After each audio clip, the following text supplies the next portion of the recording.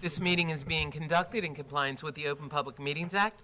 Adequate notice of this meeting has been provided by advertisement in the Cape May Star and Wave on the Township website and posted on the bulletin boards of Township Hall. Please stand for the Pledge of Allegiance in a moment of silence. I pledge allegiance to the flag of the United States of America and to the republic for which it stands, one nation, under God, indivisible, with liberty and justice for all.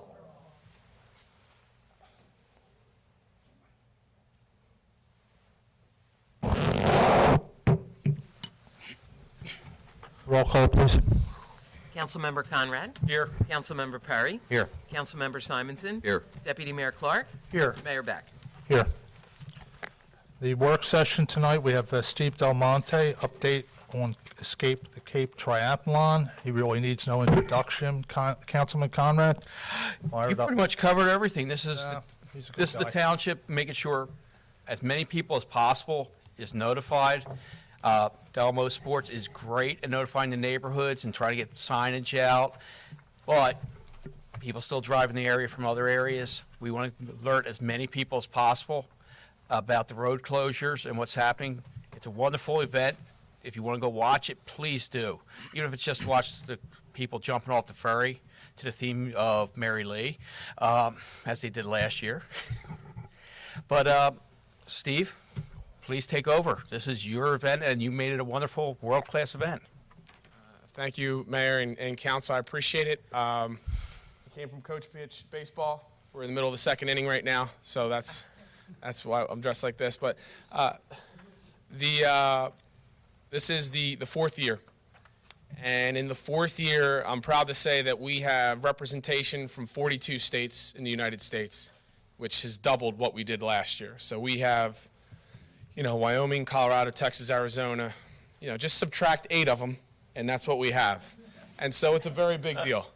It's a big deal. We're on the map, and it's fantastic. In terms of road closures, we're doing something different this year that we didn't do in the past, that we've never done, but we think it's a critical component of making this work with the community. We have designated all of the zones in Lower Township, and including parts of Cape May City. And we're utilizing a service from Staples, where we are physically going to mail every single person that lives in our community here in Lower Township. They are going to get something in the mail, not just that live along the race course, because if you live a block back from the race course, you're still affected. But everyone that lives in Lower Township is going to get something in the mail about yay big. It's like 6.5 by 9 or whatever it is. It's like that. And on it, we'll have the course map, and it'll be very specific about what roads will be affected and at what time. That will hit your mailboxes about 2 weeks before the event. In addition to that, we have the cooperation of the Lower Township Police. They also have flyers that their Class 2s will distribute to people that are living on the course, as they've done in years past. We'll have that 911 message, that reverse 911 message that will go out to the people that live in Lower Township, further notification. And we will also have message boards out on the route in the critical intersections where people always see to inform motorists and as well as people that live in the community. So again, fourth year of doing the event. I will add that this is the first time that the race course has been on the same course 2 consecutive years. If you remember, year 1 we utilized Jonathan Hoffman. Year 2 was Ferry Road. Last year we went back to Jonathan Hoffman. We will run the identical course that we did last year. And I tell you, we've had a lot of success. One of the churches that are over in West Cape May, they've actually decided that they're going to move mass and they're all going to volunteer. And they're going to be a part of the event. We just think that's just tremendous. So in terms of notifying, I think we're doing a better job than we've ever done before, and that's our goal. Just to, every year you can always get a little bit better, and I think we're actually getting a lot better at notifying. So that's our plan for this year. As always, go to delmosports.com. If you want to know about the race, you can look at the course maps, you can look at the timelines, you can look at anything that you want. And by all means, please be a part of it. I know we'll see most of your faces there, but we're available. Our phone number is 849-8908. You got a question, call us. Don't call the police. Call us. We'll answer it for you. And we just want to make this as seamless as possible. That's our goal. Council. All right, cool. Fired up. Thank you, Steve. I think that actually is a big step. I think it's going to help. And go enjoy your baseball game. Other impressive. Steve, before you leave, tell everyone here why it's such an exciting time for the triathlon industry and someone who you're very close with, and just put the icing on the cake if you would. I forgot to mention a Wawa Crest resident by the name of Joe Malloy. He's 30 years old, graduated from Wawa Catholic High School, just qualified for the Olympic team this past Saturday.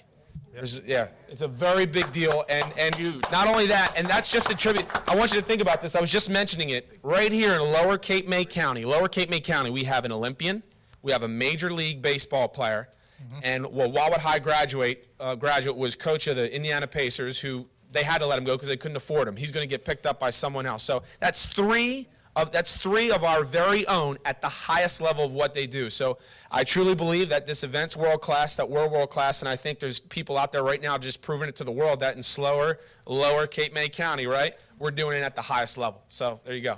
Well said. Thanks. Steve. Thank you.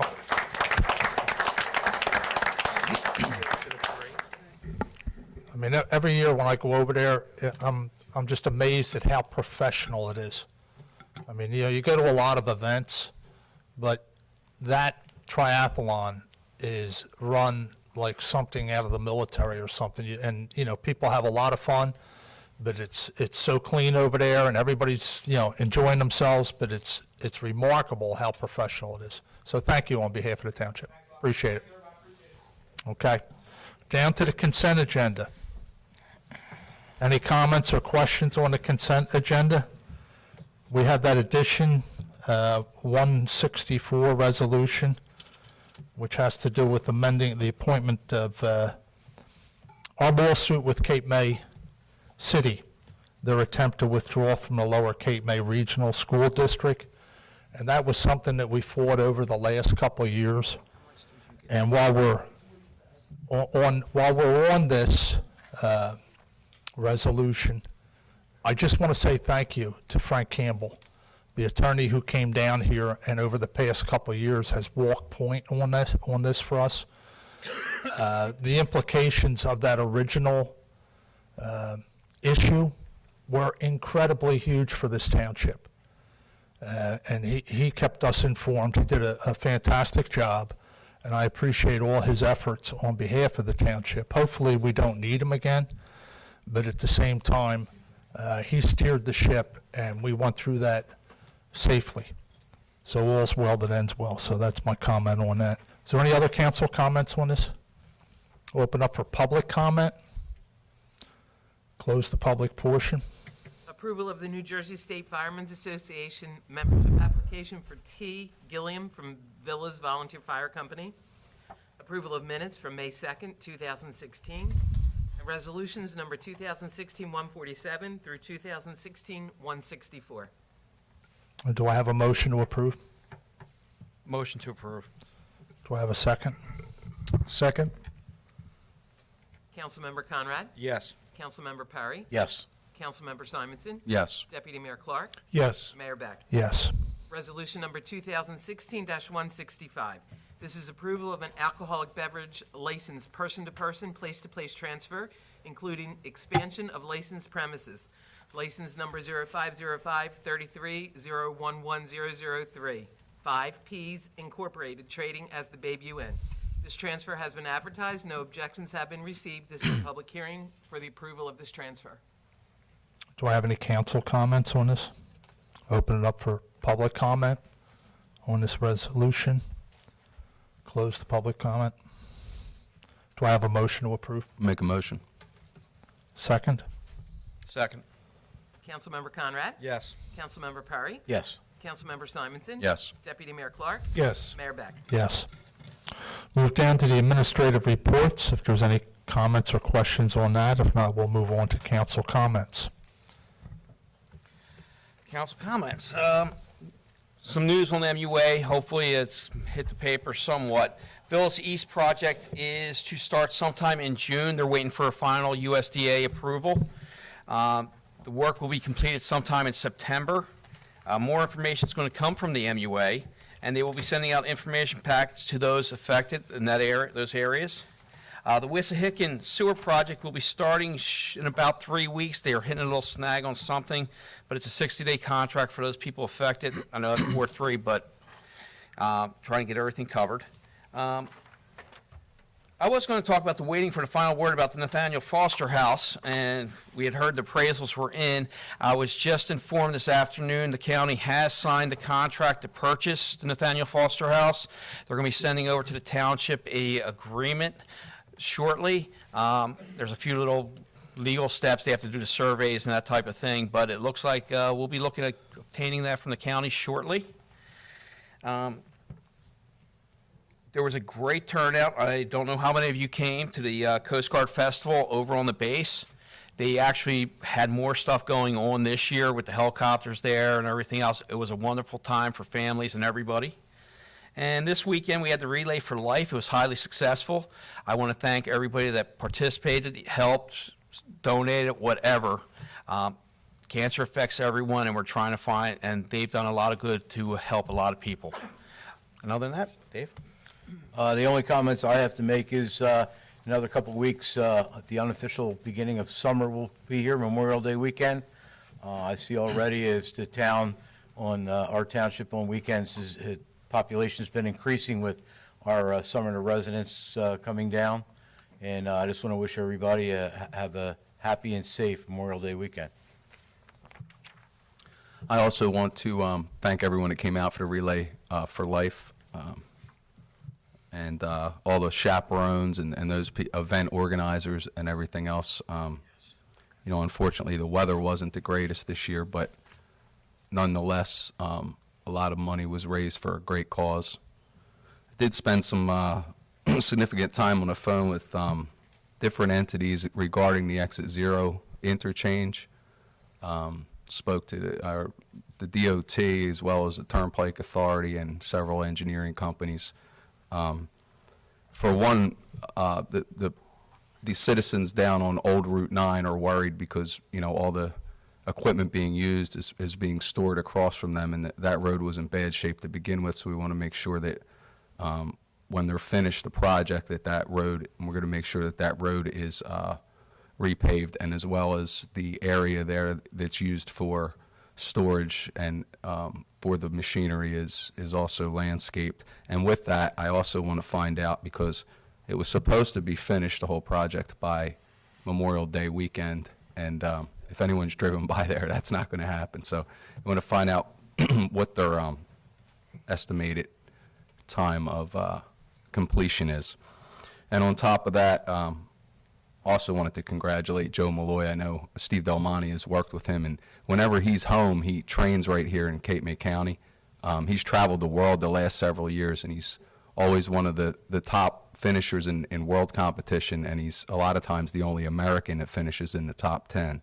So kudos to Joe, and that's it for me. A couple of items.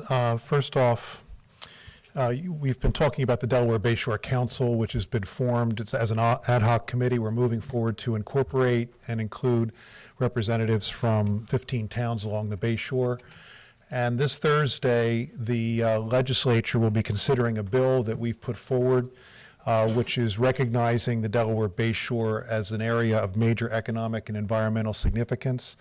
And the purpose of getting this resolution is to lay the foundation and groundwork for getting what we're due here in terms of resources all along. Whenever there's issues about resiliency and our shorelines, the Atlantic coast always gets more preference than the Delaware Bayshore. So we're looking to rectify that through this council and through this legislation, and I'll be going to Trenton to speak on behalf of the legislation in front of the Environmental Committee. Secondly, the initiative with early childhood education and the Fishing Creek School. We mentioned that last week, and as a result of the interest that's been renewed in terms of pursuing early childhood education there with the elementary school, the Christ Child Society came forward and said they want to throw the weight of their organization behind helping the school teachers, which will be planning to meet there hopefully starting in the fall. and providing early childhood education programs. So the Christ Child Society was so excited about the plans for the use of the school that Rosalie came up and said that the whole group is going to be getting behind that in a big way in terms of helping to read and provide books. So we were really glad to hear that news. And on that, Thank you. Sounds good. We have some announcements here. First off, out of the gate, May 30th, Memorial Day services. This is our 3-week gap right before our next meeting. Yeah, so we're booked up here. May 30th, Memorial Day services, 11 a.m. at the VFW post on East Delaware Parkway. Post 5343, which is right up here. And we have a special guest, General Lennington, coming, which will be fantastic. Then on June 4th, you have Community Day, shredding from 9 a.m. to noon at Town Hall. Kids Bike Day and Rodeo is from 12 to 2 at the Recreation Center. Food, music, games, inflatables, and more. The bike auction starts at 2 o'clock. Then on June 4th, you have the Runway 5K and Fun Walk at the Naval Air Station Museum in the airport. Free admission till noon. Run, fun, walk starts at 9. Come ride your bike to preview the course at 8:10 a.m. So that's June 4th. Then this Saturday is Armed Forces Day, and it's at the World War II Lookout Tower. And they have a little presentation and a little ceremony. And that starts at 11 o'clock. That's on Sunset Boulevard. I'm sure most of you have seen that. It's that tower down towards Sunset Beach on the left as you go down there. And they have they have, through the years, I've been there, and a lot of the tributes are for the World War II guys, and there's just not many left anymore. And it's a good day. So they have free admission to the World War II Lookout Tower. That's from 10 to 3. So again, that's down there, and that's this Saturday at 11 o'clock. I just want to take a moment to talk about the passing of somebody who came to these meetings on a frequent basis, Ed Butler. He was one of the, we knew him basically as the guy with the ponytail that sat in here with the white hair and would basically crawl to the microphone. And he was not afraid to speak his mind, and he was one of the founders of the Lower Township Taxpayer Association. And it's nice to encourage people to get up and speak at the microphone. I have no problems, no matter who it is or what. So I'd like to tip the hat to Ed, and I'm sure he passed away and was buried this past, I guess was Friday, up in the city. But they had a ceremony or service over at Evoy's on Thursday. So he will be missed. He was a good friend, but more importantly, he did a lot for the township. So with that, we'll open up the call to the public. If anybody wishes, there's a gentleman in the back. Please step forward and give us your name, sir. For all you guys to have a copy. Sure, just. I'm Mike Trainer with Mike Trainer Roofing. Okay. Thank you, sir.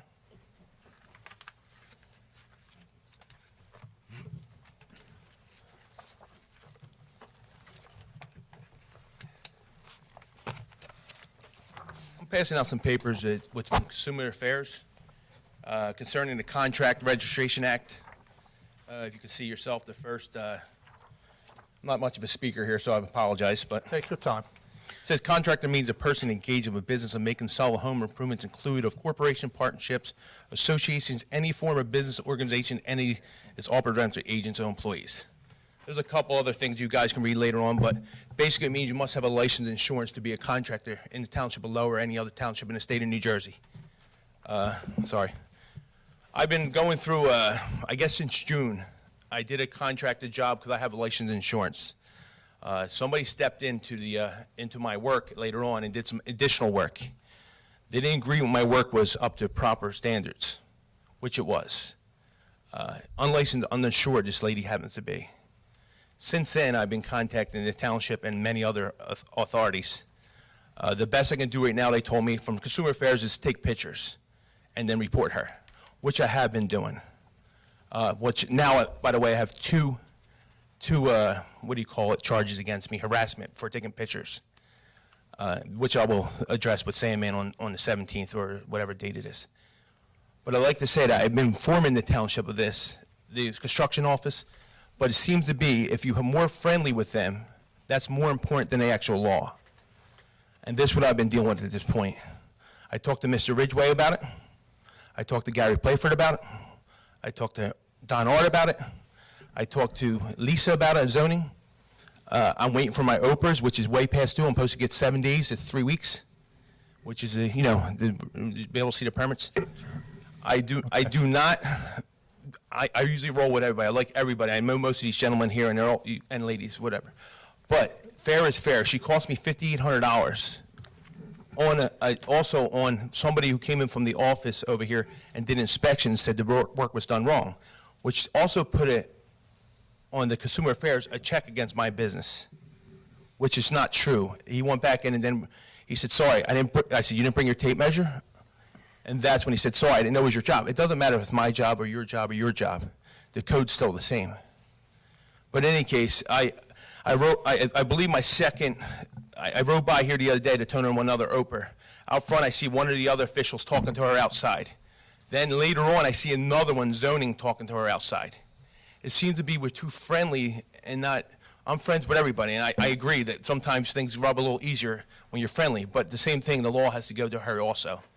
She's unlicensed, uninsured. Well, you've had conversation with the manager on this, correct? One conversation, yes, sir. And you have hired an attorney, correct? Only about the, so far about the, because I'm getting charged, because I rode by here to turn the OPRs, she haven't been talking to somebody here. It was another, whatever that charge is. But harassment, whatever that charge is. But harassment can be in. She rides by my restaurant every day. She rides by my shop every day. She came to my shop and then threatened me. I never met the lady until that day, be honest with you. I never knew who she was. I don't care if she does work unlicensed and insured. You guys should care. But then when she steps in my circle and then tells me how I'm doing work the wrong way and I'm doing right the work way. I work for 65 bidders in the community. I do a lot of work for a lot of gentlemen in here, maybe other gentlemen or ladies or whoever. I do not do the things the wrong way. I do the permits. I do everything I have to do. I try to do things the right way. But when this lady costs me money and defames my name by saying how bad work I do, and then the township allows them to do it, this is where I have a problem with that. She rebuilt a whole house on Birch Ave. She built something on the dunes over in, beach or dunes, whatever you call it, over there on Bayshore Road. There's a couple of things going on. I was told from this, the one I just told you, that's the best thing to do is take pictures and turn it in. That's what I did. At this point now, I get harassment charges for that. I don't know what else I'm supposed to do. They said they're not funded to come down and investigate, but she's doing stuff illegally. And to tell the township, which I did also. So I don't know where else I can go from this. Well, you have a solicitor. You have a lawyer that you hired, correct? For the harassment at this point, yes. Yeah, but I mean, I would, if you've been through our solicitor, if you've been through our manager, Well, council's not going to make this kind of a decision here. So. Right, Mr. Mayor, I'm not really aware of all this stuff. I don't think I was part of the chain of folks he mentioned, but typically my experience has been that the investigation and enforcement of these types of activities, I don't know who he's speaking of, but that's done on a state level, the Department of Consumer Affairs, or Right. even at the county prosecutor's office. There are provisions that the local towns aren't the licensing entity. It's the state. Okay, but when you call me to go get a commercial permit and commercial license, I do it. When you tell me to get a permit in a township or lower, I do it and I pay the fee. Excuse me, you absolutely can't do that. Well, she's You right, can't- though. Protection of You the can't yell homeowner. out in a meeting like that. If you wish to speak, you do it the right way, please. Well, Thank you. She's right. If you're, actually, your home insurance won't cover it when you pull the permit yourself. That is the rule. That's why they do it. That's why they enforce it. Because she's friendly with a bunch of people does not make a difference. I pay my dues. I pay my taxes. I pay my stuff. I have to be treated the same way or equal, and I can't I don't even bid against her. It's not the point. She cost me money and defamed me. What happens is, for guys who do construction, and I know guys who told me they're doing the same thing to me, they have to pay for insurance, license, and everything. If I did it without insurance and license and my workman's comp, which is 40%, I'd be a rich man.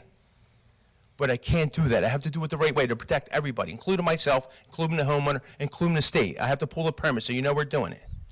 I understand what you're saying. The issue is not going to be, and you've brought it to our attention, and it's got to be passed It's off to been the about a manager. year, though. I mean, it's been brought to attention. I didn't want it to go this far. I try not to go this far. I get that, but I mean, we give it to the manager, and Okay. he will look at this and let us know if there's anything we Well- need to do, or if there's something that any of the employees I'm going need to to clear this up. I did it for 9 months. I've been complaining. She says something about harassment. Not only does he have a meeting with her, like the first day, then Gary Playford has a meeting with her outside, and then Lisa has a meeting with her outside. They get a lot of attention for unlicensed, uninsured people right there.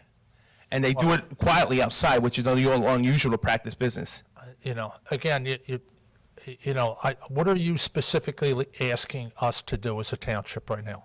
Well, the first thing is, I was told from a township, one of your I don't know who's the boss is, but he said my work was done faulty, which he then recanted later on.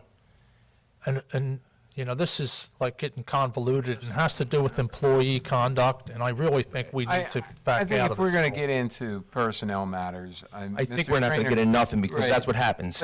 But normally that stuff, Mr. Trainer, is reserved for closed sessions. There are certain formalities. My suggestion. I called State Inspector Vitale already. He'll come down, I guess.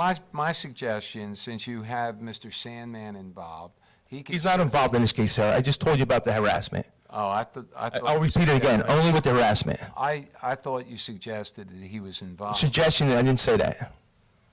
Okay, you have given the information. Okay. I'd suggest that you, one more time, maybe perhaps with the manager's So agreement, maybe you meet with him. And what I'm saying to you is that you need to put something on paper that basically gives us a clear understanding what you're saying and what you're asking for. All right. Because it has to do with employees, and I'm not totally, and I understand that you have a grievance but I really wish that you would put it on and put it through so that we can go into closed session and listen to this in a certain way. That's fine. It's my Okay. understanding that the council doesn't care about uninsured, unlicensed people because that's a state issue. Just clear it up for me.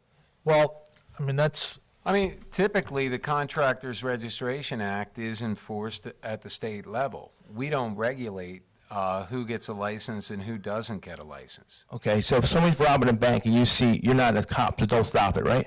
That's a little bit different issue.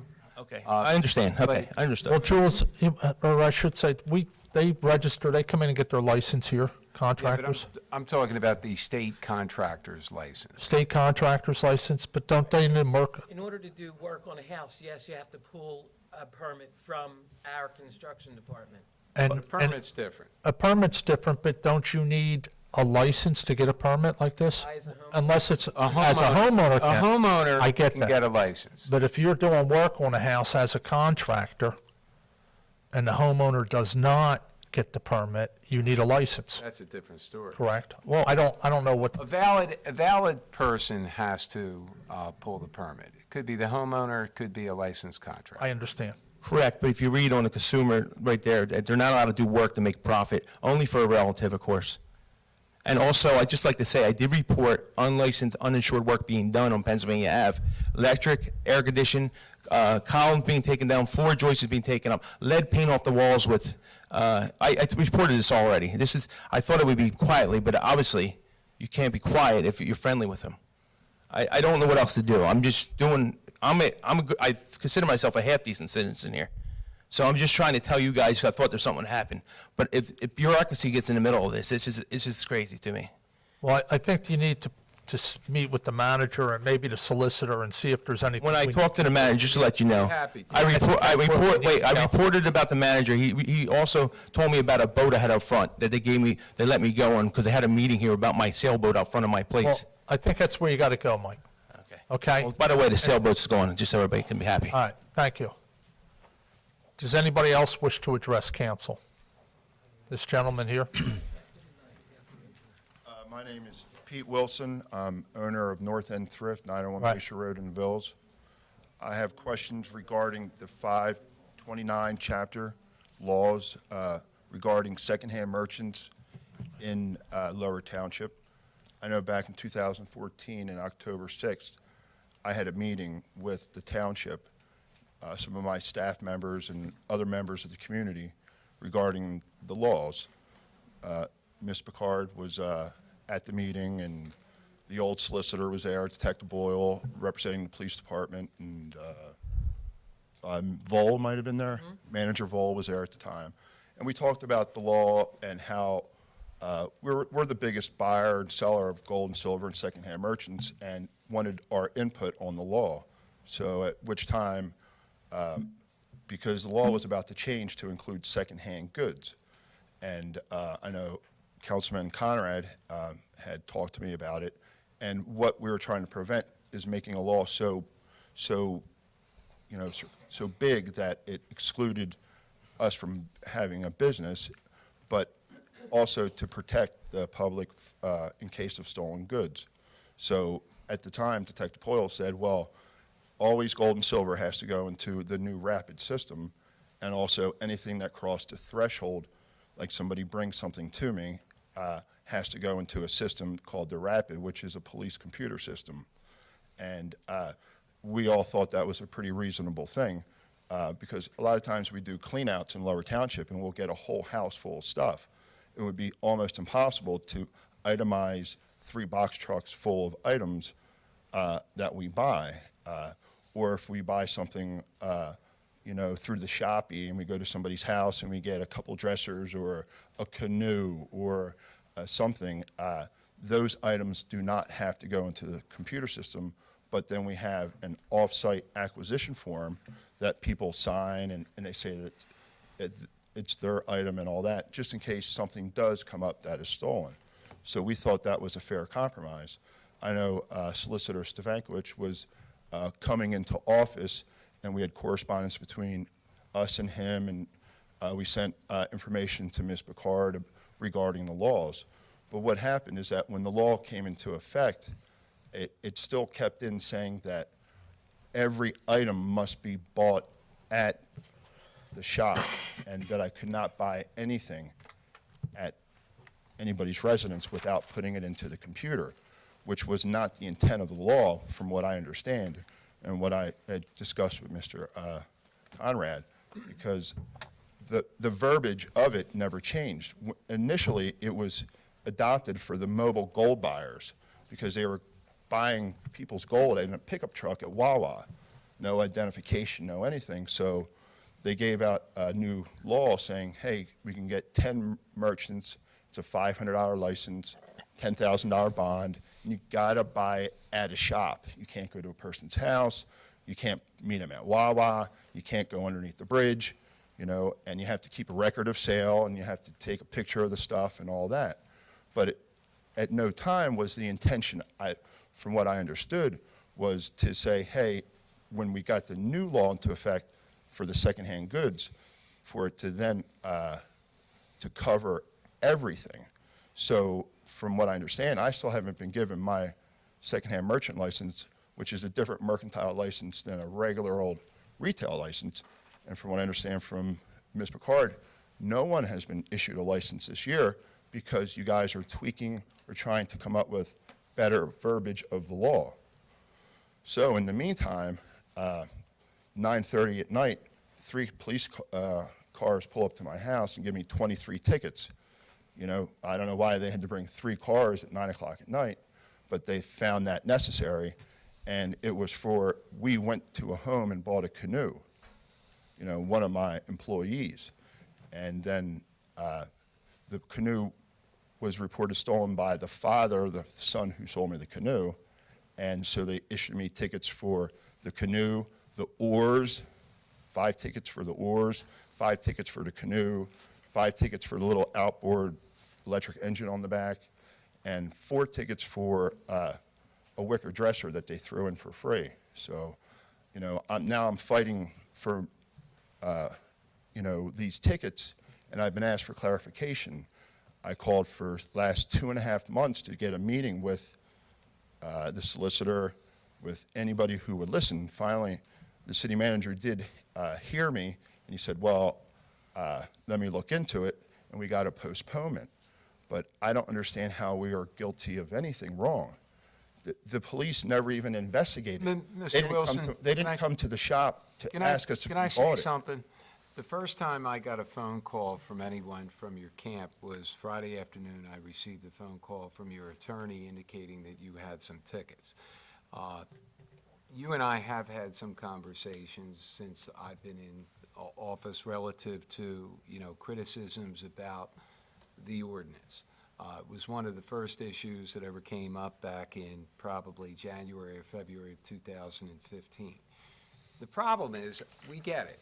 You have to be able to do business, but there has to be an equitable balance, because what's being reported to council and to the manager from the police department is that stolen items, notwithstanding beefing up the ordinance, stolen items consistently still pass through your store or similar stores. They find, I don't know how to characterize it, but even if it's 1 or 2 or 10 or 20 stolen items. So every time these issues come to us, the police on one hand are saying that they'd like to toughen up the ordinance. The merchants on the other hand are saying, well, the ordinance is too restrictive, we don't know what we can buy and what we can't buy. And I guess I look at it a little differently. There are certain occupational hazards in what you do, what I do, what these folks do. When you're buying secondhand merchandise or obtaining secondhand merchandise or finding secondhand merchandise, you have to use your diligence to make sure it's not stolen. And if you do come up in possession of stolen merchandise, that's almost an occupational hazard, but it's not the city's, in my view, these guys might have a different view, it's not the city's responsibility to somehow come up with a law that cleanses your sort of culpability if all of a sudden you have a canoe or you have a bicycle and a guy's coming into the police station saying, that's my canoe, it was stolen. That's my bicycle, it was stolen. So we're trying. We're looking at the law. We've taken all the correspondence that you've provided, email, memorandums, and otherwise. I did indicate to Mr. Ridgway that I had a call from your attorney on Friday. I haven't gotten back to him yet, but we're trying. But how do we come up with a perfect system? What's your suggestion as to what we do? Do we look the other way and say, as long as you guys pick it up in a house or pick it up in a basement or pick it up in an estate, it doesn't matter that anything's stolen? No, it definitely does matter. The problem is that before my shop opened here 5 years ago, there was theft and there was stealing. And my shop is not the cause of the problem around here. We work with the police. We work with you guys. We are part of the solution because we're the guy that buys it and takes their ID. We take a picture. We take record of sale. And so if something does come up reported stolen, at least we can say, hey, this guy sold it to us, go get him. And then he gets arrested, and then we file charges against him for selling us stolen goods. But, I mean, there's buy, sell, and trade in Lower Township, swip, swap, and if you go on there and see all the stuff that's being sold, just like a store, it's like an online store in Lower Township, and there's more stuff there. That's how many police incidents in 5 years have come up stolen from my shop in comparison to pre-existing shops? And who bought the most stolen stuff? And of the things that were stolen, how many things were returned from my shop in comparison to other shops? So if you don't want secondhand merchants in Lower, just tell me, because I will leave. Because I've done about $60,000 a year in advertising. I donate my time. I donate to causes. I give stuff to old ladies. And I don't think that you make it sound like 1 or 2 instances out of 800 things I bought, 2 things came up stolen. I think you're missing the point. I don't think the township has told you that they don't want it. The township has told you, though, they're competing and conflicting interests, because if they're hearing from the police that there are abuses, the township and the manager, council and the manager have an obligation to investigate that. You're saying you do a pretty good job, and maybe you do. You're going to get a ticket here and there. That's going to be worked out in municipal court, I presume. We have a court system to work that out. Well, it's hard to work it out when there's no clarification on the law that you guys adopted. Maybe- When I was told one thing, and now I'm getting a ticket that totally reversed it, and is going against what I was told. Pete, I wasn't the solicitor then, but I remember watching the replay of the meeting where they passed the ordinance prior to my tenure. Council made it, Mr. Gelzunas, my predecessor, made it pretty clear as to how the ordinance was going to be enforced.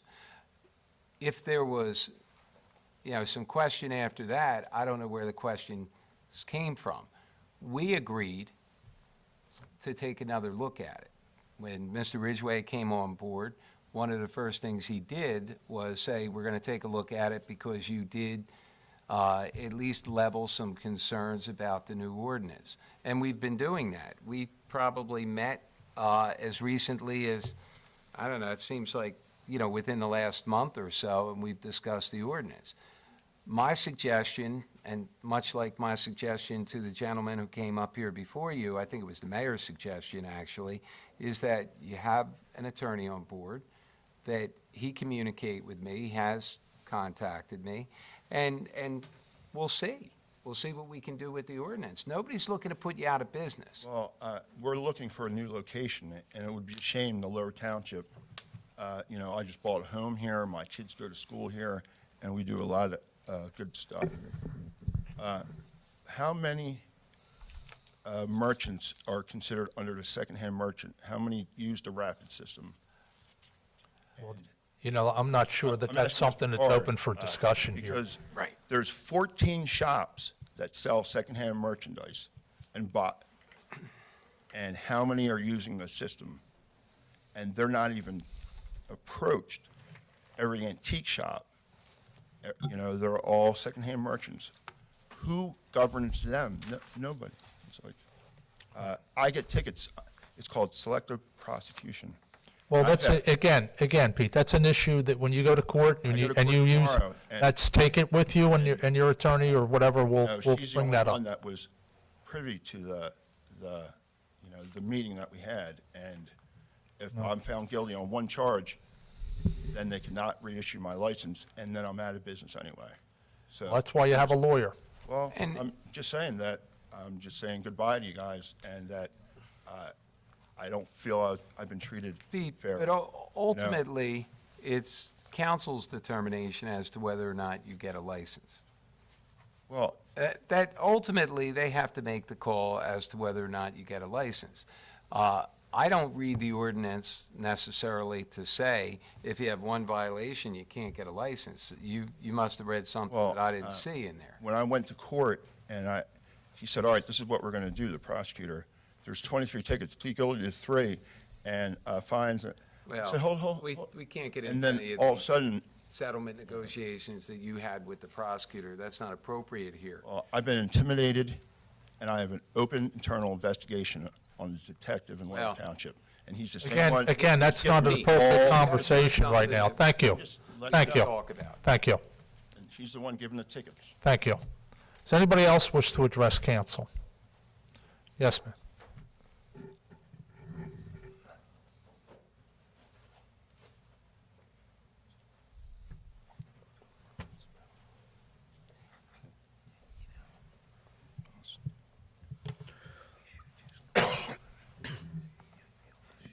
Good evening, Mayor and Council. My name is Lois Jacobs, and I live on Beach Drive in North Cape May. Yes, ma'am. I received a letter dated May 2nd from Hatchmont McDonald.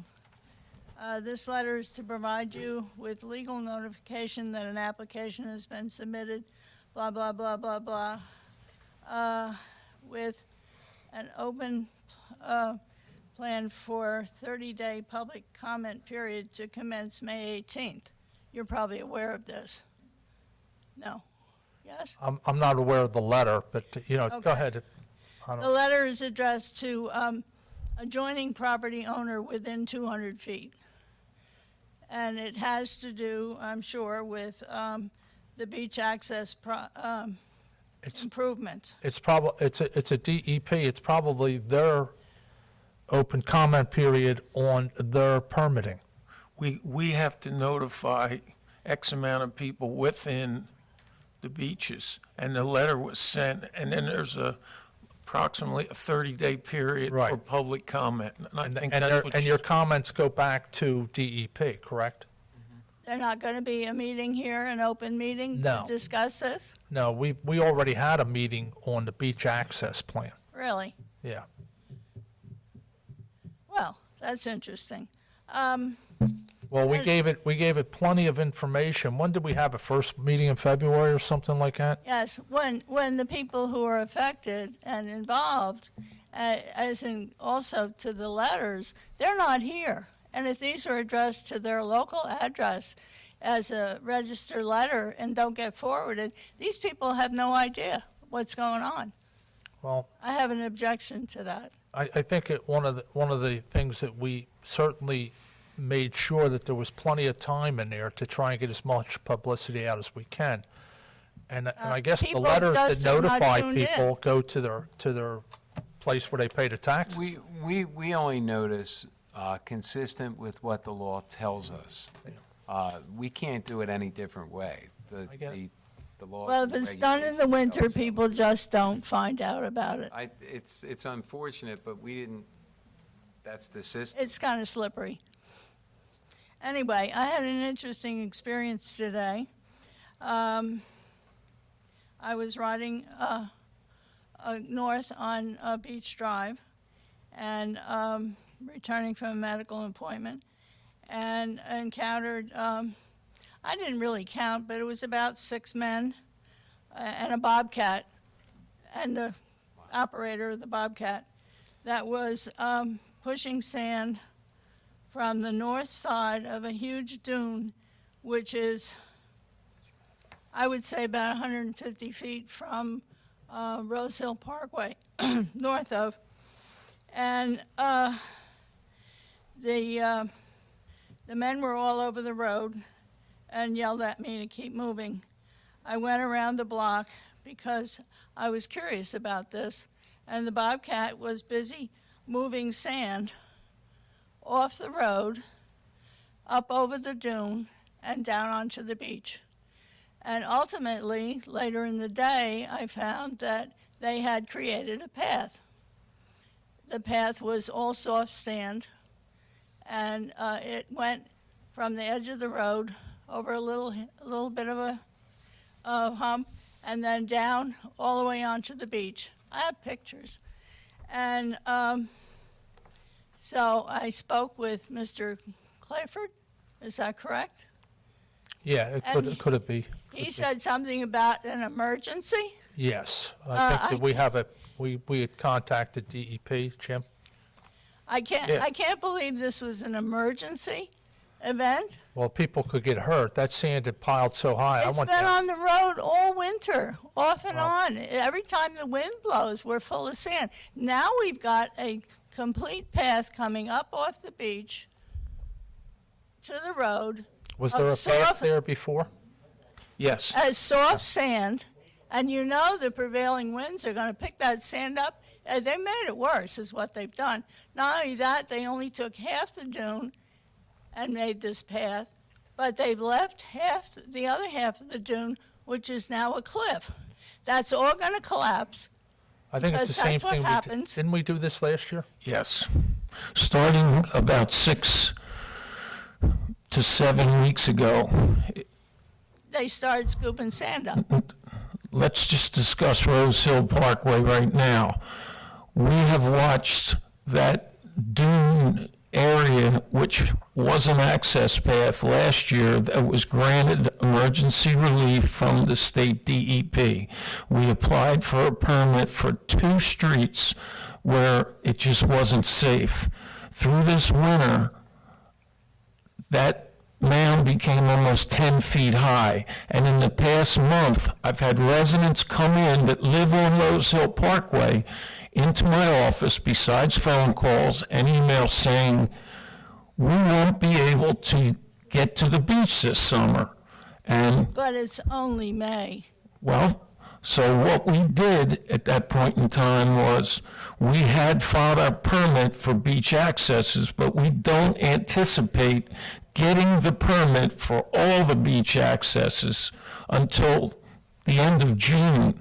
But we again went back to the state and asked for permission to remedy Rose Hill Parkway, which we received the information from the DEP. Hatchmont was on location today, you're correct, with our Public Works, because I was there Saturday and Sunday, and what people were trying to do was climb a 9.5-foot wall. You could see the footprints where they surrendered. So what they were doing is going 20 feet north of there and creating their own path and traveling through the dunes, which no one, I believe, wants that to happen. So we were anxious to try to get this remedy to open that one path and make it safe.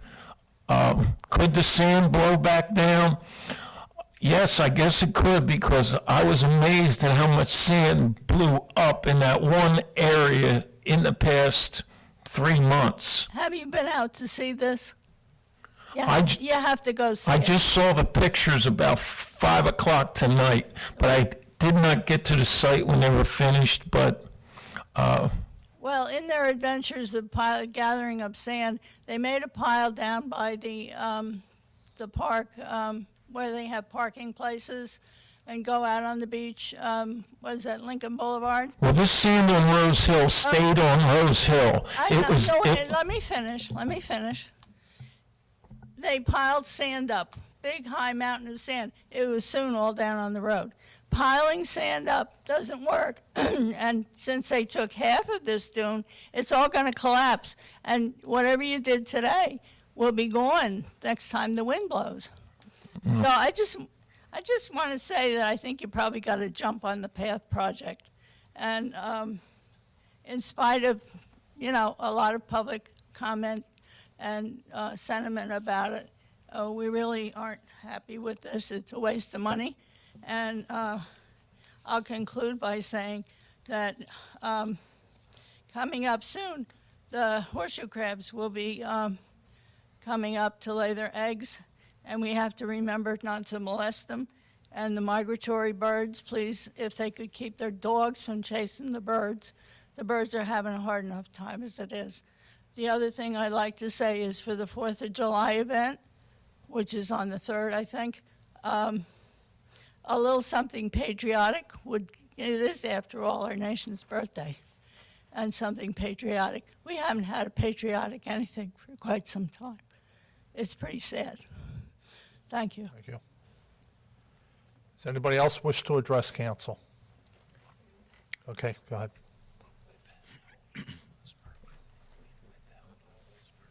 This is just in regards to the project that was done on Rose Hill Parkway. Tonight after Eileen Kreis, a resident of Villas. Yeah. I took a ride down on Shore Drive and rode past Rose Hill, and when I was going down there, I stopped, because I know we have tried to access there, and that mound was so high at that dune. The way it's cut through, there were multiple families there this evening while I was down there that were so happy that that work had been done. It is so much easier and so much nicer and safer to be able to access the beach there. I stopped by there, I guess, last week or whatever, one day, and took a look at it. Coming from the ferry, that breakfast for the Coast Guard. Yeah. I had stopped by to see that. Yeah, it's much better now. It's just I much hear you. easier to get onto the beach, and I Yeah. just want to say thanks for getting it done. Thank you. Anybody else wish to address council? Close the public portion. Motion to adjourn. Make a motion. Second. All in favor? Aye. Aye.